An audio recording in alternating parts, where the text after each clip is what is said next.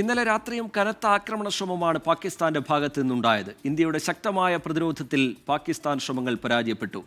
F-16 അടക്കം പാകിസ്ഥാന്റെ 4 പോർ വിമാനങ്ങളാണ് ഇന്ത്യ തകർത്തത്.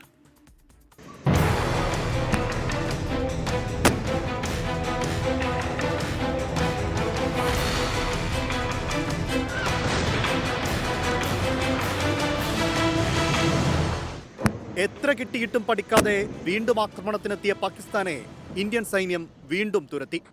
അതിർത്തി കടന്നെത്തിയ പാക് മിസൈലുകളും ഡ്രോണുകളും ഇന്ത്യ തകർത്തെറിഞ്ഞു.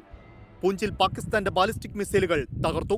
ശ്രീനഗറിൽ 3 പാക് പോർ വിമാനങ്ങൾ നിലം പതിച്ചു.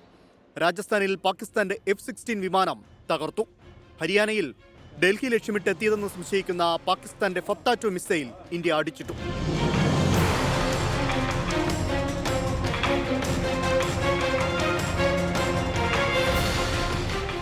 ജമ്മു കശ്മീർ, രാജസ്ഥാൻ, പഞ്ചാബ്, ഗുജറാത്ത് സംസ്ഥാനങ്ങളിൽ ഇന്നലെ രാത്രി രൂക്ഷമായ ഡ്രോണാക്രമണ ശ്രമങ്ങളാണ് ഉണ്ടായത്. പൂഞ്ചിലും രജൌരിയിലും ജനവാസ കേന്ദ്രങ്ങളെ ലക്ഷ്യം വെച്ചുള്ള പാക് ഷെല്ലാക്രമണം തുടരുന്നു. രജൌരിയിലെ പാക് ഷെല്ലിംഗിൽ അഡീഷണൽ ജില്ലാ ഡെവലപ്മെന്റ് കമ്മീഷണർ രാജ്കുമാർ ഥാപ്പ കൊല്ലപ്പെട്ടു. ശ്രീനഗറിലും ജമ്മുവിലും ഇന്ത്യ പാക് പോർ വിമാനങ്ങൾ നേർക്കുനേരെത്തി. എയർബേസുകൾ തകർക്കാനുള്ള പാക് ശ്രമം ഇന്ത്യ ചെറുത്തു തോൽപ്പിച്ചു. ശ്രീനഗറിൽ സേന സർഫസ് എയർ മിസൈൽ സംവിധാനങ്ങൾ ഏർപ്പെടുത്തി. രാജസ്ഥാനിലെ ജയ്സാൽമീറിൽ മിസൈലിന്റെ ഭാഗങ്ങൾ കണ്ടെത്തി. കനത്ത തിരിച്ചടിയാണ് ഇന്ത്യ നൽകിയത്.